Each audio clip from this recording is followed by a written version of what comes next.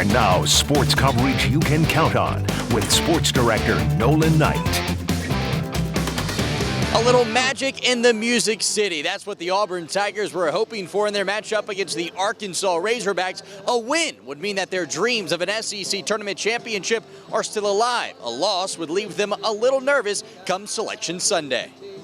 Bruce Pearl hoping to win his second SEC Conference Tournament championship, but the Tigers would come out of the gate slow. Arkansas would jolt out to a 10-2 lead as the Tigers would score just 2 points in the first 5 minutes of the game. And Arkansas would nurse that double-digit lead throughout the first half. Ricky Council showing off the hops to spearhead what was a great first half for the Razorbacks, but the Tigers would keep themselves in the game thanks to the incredible play of KD Johnson. Attacks the rim as he would be responsible for the last 6 points of the first half. Auburn down just 4 at the break, but that slow start would plague the Tigers again in the second half. Big block on one end for Arkansas, then on the other, it's Nick Smith letting his presence be known with a big alley-oop jam. But again, the Tigers will put themselves back in position to strike down 3 late when Jalen Williams gets the close shot to fall to make it a 1-point game. The closest it had been since Auburn took a 2-0 lead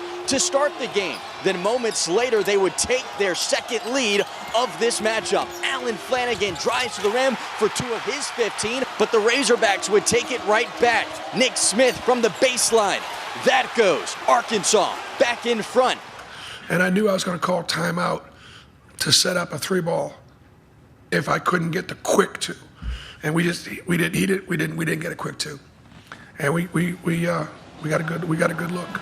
And after an Auburn turnover and a timeout, Bruce Pearl had one last chance to draw up a look for the tie. The play works. It leaves Wendell Green open for 3, but his shot is off the mark. It's the Arkansas Razorbacks advancing. They take this one 76-73. A heartbreaking end for Bruce Pearl and the Auburn Tigers.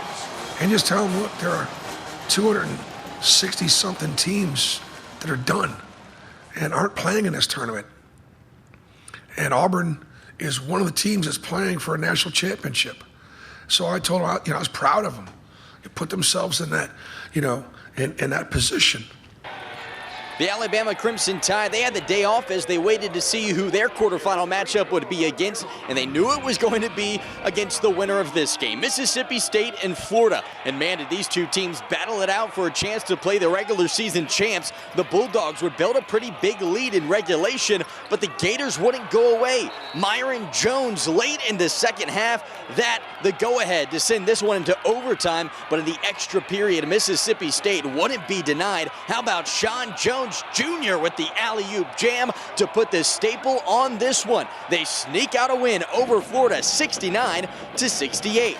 So it'll be Mississippi State that Alabama faces off against tomorrow at noon. The Tide this season have knocked off Mississippi State twice already this season, and regardless of who the Crimson Tide play against, head coach Nate Oates expects the game to be an emotional one. In the other afternoon game, it was the Tennessee Vols that ran away with the win over Ole Miss. Tennessee clearly bounced back from their loss to Auburn and played with some fire. Josiah Jordan-James scored 20 points as the Vols advanced to take on Missouri tomorrow in the quarterfinals at 3 o'clock. So that's going to wrap up our coverage of Day 2 of the SEC Tournament here in Nashville. The Auburn Tigers fall to Arkansas in heartbreaking fashion. Tomorrow, the Alabama Crimson Tide, they will take on Mississippi State at noon. Reporting from outside Bridgestone Arena, I'm Nolan Knight, Wait 31 Sports.